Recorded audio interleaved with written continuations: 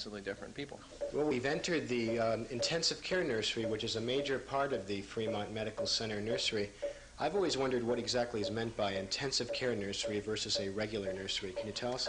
Intensive care nursery is just a place where we can observe the baby on a much closer basis. We have the equipment, the monitors that we can place on the baby, and we can just observe the baby much closer than we can in the normal newborn nursery. Okay, let's look at this baby over here. What's going on? We see this big shield over the baby's head. This baby here has oxygen. We deliver it through what we call a head hood, which is this device over the baby's head. This way we can leave the baby just dressed in a diaper and we can see him total, and he's just getting oxygen over his head. He also has the heart rate and respiratory monitor on him so we can monitor his vital signs. And this little gold patch on his tummy is a temperature probe. We can also regulate his temperature so he doesn't get too hot or too cold. And it's just a very good way of observing a baby without having to have them covered up. Right, they don't have to have a tight mask over their face. Right, and they can move their head from side to side in the head hood. They actually don't even feel anything. They're just lying there having a good time. Right, just breathing in the oxygen. What is this hood up here? What is going on? Okay, this is the radiant warmer. This is a heat source which is regulated by this little temp probe which is on the baby's tummy.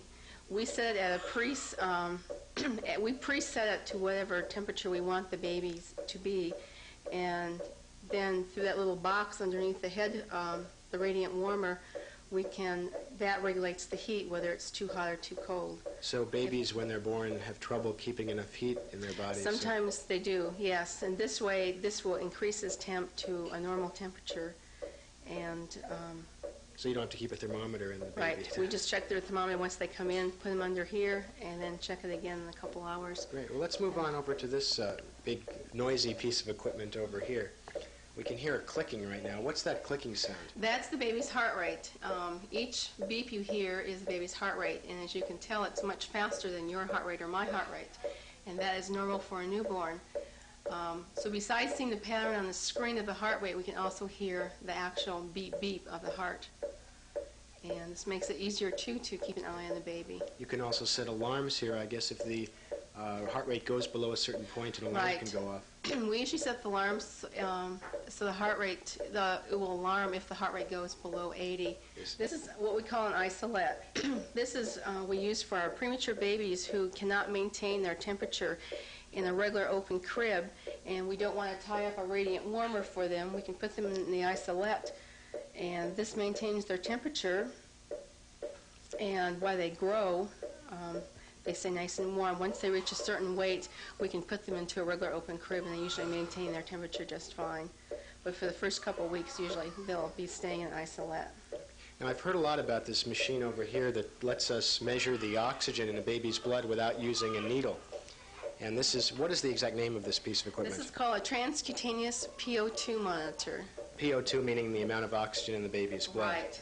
Right. Why don't we try it on my hand? Let's just put this on here. And I don't mind trying this today because we don't have to use a needle, and most of us don't like to have needles in our skin.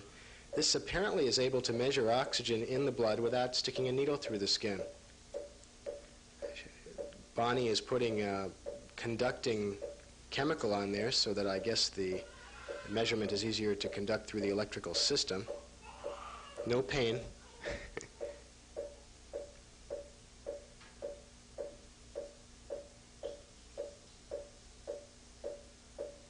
And now we find out that I'm dead. Is that right? No, not quite. Okay. It takes a few minutes for it to calibrate within the machine, and we should get a reading. So we see numbers there. It says TCPO2, meaning the amount of oxygen in the blood, and it's measured in pressure, millimeters of mercury. It says about 118. Is that getting close to what it really is? Probably so. It needs to drop down a little bit farther, then it will start coming back up to what your actual PO2 content of your blood is. So if I was breathing oxygen now through a mask, that number would go up likely. Yeah, it would probably go up quite high. Great. So this is really nice for babies to not have to stick them with a needle every time you want to check their oxygen. Right. It's very good because once you have a sick baby, you're sticking them anyway for other blood tests and not having to stick them for checking concentration of oxygen. It really saves on their little heels because we do heel sticks usually on a newborn baby.